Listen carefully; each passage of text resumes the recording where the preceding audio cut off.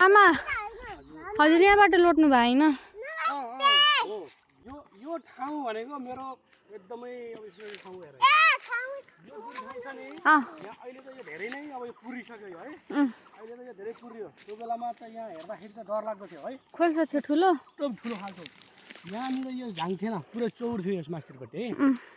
यहाँ हामी चाहिँ मेरो दाइ अर्जुन तारानाथ हामी तीनजना उनीहरू मभन्दा चाहिँ एजेड 2 वर्ष जेठा म अलि सानो हामी सानै त्यस्तै 7, 8, 9 वर्षको यस्तो थियो होला सायद त्यति उपुन थिएन यहाँनिर चाहिँ हामी सुलसुला एउटा दबदबेको लाठोबाट सुलसुला बनाएर सुलसुला खेल्थ्यौँ चिफ्लेटी है यहाँ उनीहरू अब भन्दा जेठा अब ठुला उनीहरूलाई याद थियो सबै कुरा उनीहरूले के भन्यो भने ल यहाँ माथिबाट आँखा चिम्मो गरेर को चाहिँ यहाँनिर आएर चाहिँ अडिन सक्ने